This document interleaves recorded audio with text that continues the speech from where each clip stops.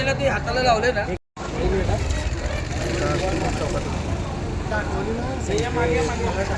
चालत येतो ना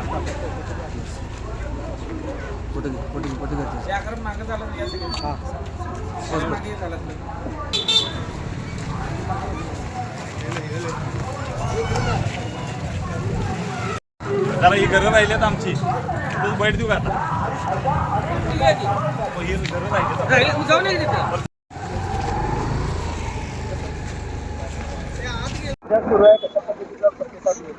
गेले 8 दिवस झाले आम्ही लोकांच्या घरभेटी लोकांचे आशीर्वाद घेण्यासाठी महाविकास आघाडीचं पॅनेल जात आहे। लोकांच्या प्रतिक्रिया विरोधकांच्या बाबतीत तीव्र आहेत, कारण गेली 7 वर्ष झालं सांगलीवाडीत कोणतीही कामं झालेली नाहीयेत।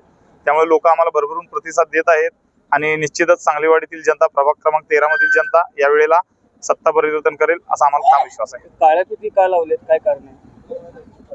आता काळ्या फिती लावण्याचं कारण असं आहे की सांगलीवाडीमध्ये सत्तेचा गैरवापर होत आहे आणि दबाव तंत्राचा वापर होत आहे। विरोधक लोकांच्या घराघरात जाऊन प्रचार न करता दबाव टाकण्याचा प्रयत्न करत आहेत। स्टेटस ठेवण्यावरून असेल, प्रचारात आमच्याकडून फिरण्यावर असेल, तर लोकांच्यावर दडपशाही चालू आहे मोठ्या पद्धतीनं आणि त्याचा निषेध म्हणून आम्ही काळ्या फिती लावले आहेत।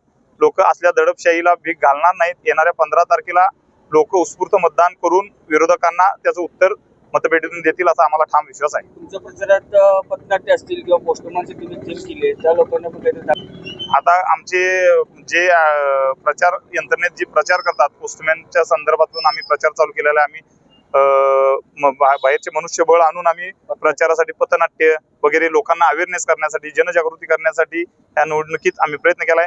तर बाहेरून येणाऱ्या लोकांना पण दमदाटी केली जाते, अडवलं जाते। या सांगलीवाडीमध्ये दडपशाहीचं राजकारण चालू झाले, कारण विकासावर बोलण्यासाठी विकासाचा कोणताही त्यांच्याकडे मुद्दा नाही। त्यामुळे दमदाटीची भाषा सांगलीवाडीत मोठ्या पद्धतीने चालू झाली आणि जनता याला कुठल्याही पद्धतीने भीक घालणार नाही।